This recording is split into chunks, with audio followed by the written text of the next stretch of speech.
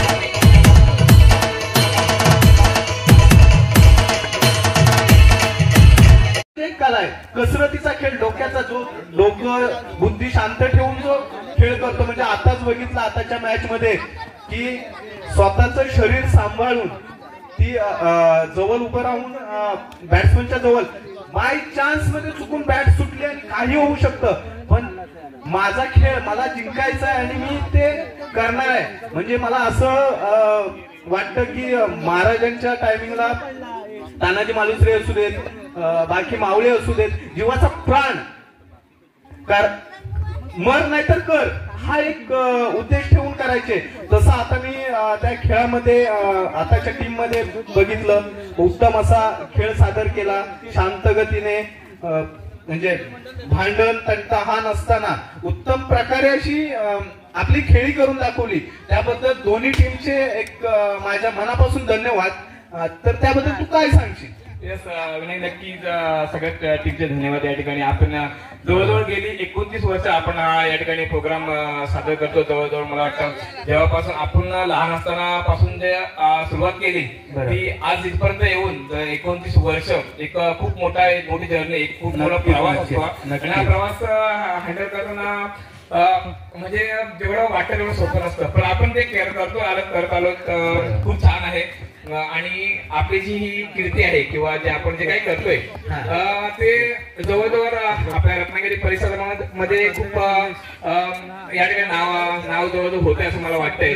आणि त्यामुळेच रत्नागिरी पासून तर अगदी जांभारी असेल किंवा जिल्हास्तरीय लेवलला ज्याच्या टीम असतात त्या टीम येऊन आपल्या इथं परफॉर्मन्स सादर करतात. तर त्यावेळी खूप छान वाटलं. म्हणजे जेव्हा आपण ज्यावेळी कॉलेजला असं होतो किंवा स्कूलला असताना एक सुरुवात केली होती किंवा त्याला एक सुरुवात करू, आणि आज ही सुरुवात जेव्हा 29व्या वर्षी येऊन एक जिल्हास्तरीयवरती एक पाहायला मिळालं की तिकडून येऊन टीम येऊन या ठिकाणी परफॉर्मन्स करतात.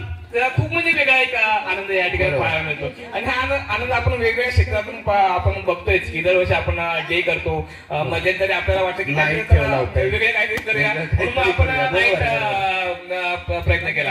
आणि आपण खरोखर एक नवीन प्रकल्प, जसं मी तुला मगाशी म्हटलो की वेगवेगळं आणि आपण हे करतोय त्याच्यापासून की वेगळं काहीतरी करायचं असं एक आपण शिकवण घेतलेली आहे. आणि पुढच्या वर्षी आपण तुला मगाशी जसं मी म्हटलं की काहीतरी अजून एक काहीतरी वेगळं करायचा प्रयत्न करू, तर ते आपण नक्कीच लीग मॅचेस पुढच्या वर्षी आपण ट्राय करायचं. मी आपण क्लब तर्फे नक्की ट्राय करणार आहोत.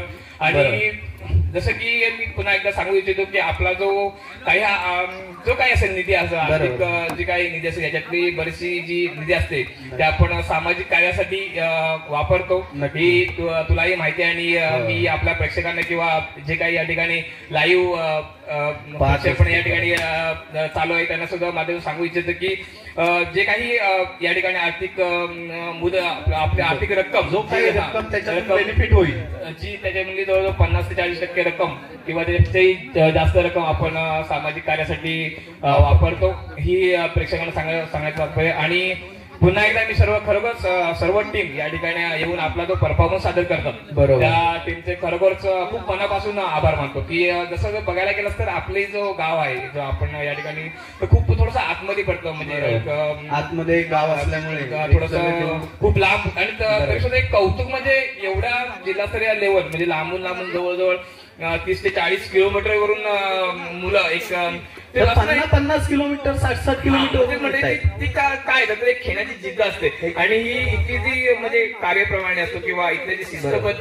जे टुर्नामेंट असतात ते गेले 29 वर्ष सर्व मुलांनाही माहिती आहे. त्यामुळं आपण एक हे ठेवलं होतं. पण तुला माहिती आहे आपण ओपन ठेवलं तर खूप एक वेगळी मजा असते. कारण इतर टीमही आपल्याला बऱ्याचदा कॉल करून देतात की आम्ही येऊ का तुझ्याकडे खेळण्यासाठी, पण मर्यादित असल्यामुळे कसं आपण त्यांना बोलवत नाही. बरोबर. आज लोक सांगायचं नाही अजून फोन करत होते की आम्ही येऊ का, पण आपण एक इथल्या लेवलला देत असतो. आपण एक गावच्या मुलाला पहिलं प्राधान्य जसं की आपण एक आठवण करून देण्यासारखं म्हणजे आज म्हणजे माझा मामा आहे आणि तो भाव असेल की यांनी जी सुरुवात केलेली आहे, थोडक्यात सांगायचं म्हणजे यांनी जी सुरुवात केलेली आहे अगोदर हे लहान असताना मजा म्हणून खेळायचं, त्याच्यातून वाडी मर्यादा म्हणजे जवळचे टीम करून खेळत असताना तिथून जी सुरुवात झाली आणि ती आतापर्यंत न थांबता आणि त्याने आमच्याकडे सोपवल्यावर मला वाटतं विनायक आपण आपल्याकडे घेतल्यानंतर हळूहळू आणि यांनी पण आपल्या खिशातले पैसे टाकून माझ्या माहितीनुसार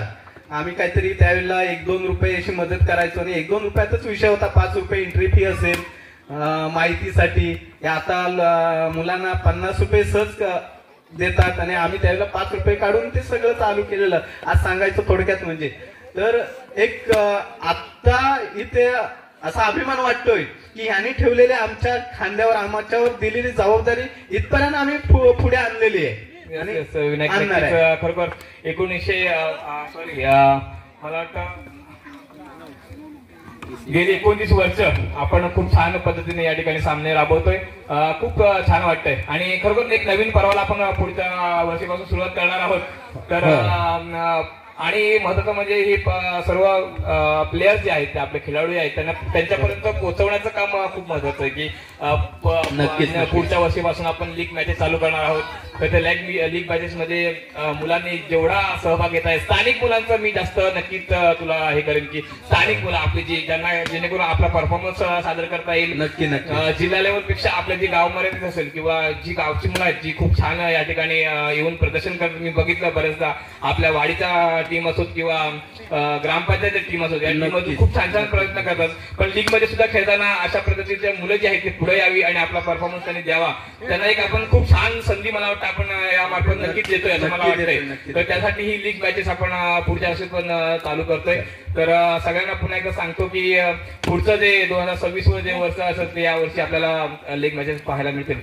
नक्की ते आपण विनायक आपण सर्वांच्या मेहनतीनं आणि काय वेगळं म्हणजे आता प्रत्येक गावात चालू असते ना. आपण या आता साखळी पद्धत आहे ती थोडीशी बाजूला ठेवून आपण लीग पद्धत चालू करूया आणि प्रत्येक एखाद्या मुलाला एखादा तारा असा चमकतो की जो साखळी पद्धतीत खेळताना जरा विचार करतो. पण लीग मध्ये जाताना मी एखादा संघमालक मला विकत घेणार आहे आणि मला त्याला परफॉर्मन्स द्यायचा आहे तर त्याच्यासाठी तो मेहनत करणार आहे. आपल्यावर स्वतःवर त्याची मेहनत घेणार आहे. जसं क्रिकेट सांगायचा उद्देश नुसता खेळामध्ये नाही.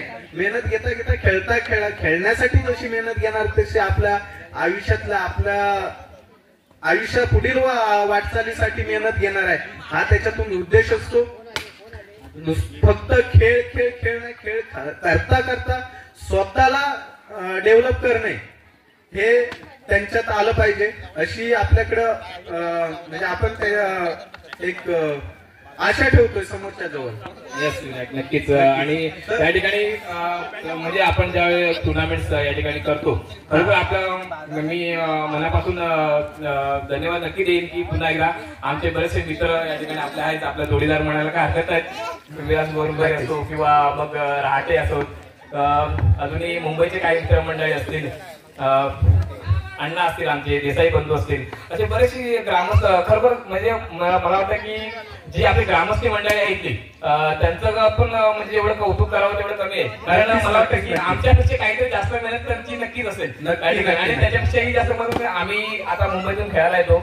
पण ही जी स्थानिक मुलं आहेत जी लहान मुलं आहेत ज्यांच्याकडून अपेक्षाही करता येते की बाई ही मुलं एवढं काही करू शकतात. पण ती मुलं जी आपण येऊन फक्त काय इथे येऊन आपला खेळ सादर करतो पण ही मुलं त्याच्या अगोदरची जी तयारी असते ती तयारी करून ठेवतात. महत्वाचं म्हणजे ग्राउंड अगदी ग्राउंड पासून विनायक सांगायचं थोडक्यात म्हणजे मी आता असं दाखवेन की जे हे ग्राउंड आहे हे तुम्ही समोर ग्राउंड बघणार आहात की हे ग्राउंड आहे हे बनवण्यासाठी ही छोटी मुलं समोर दिसत आहेत.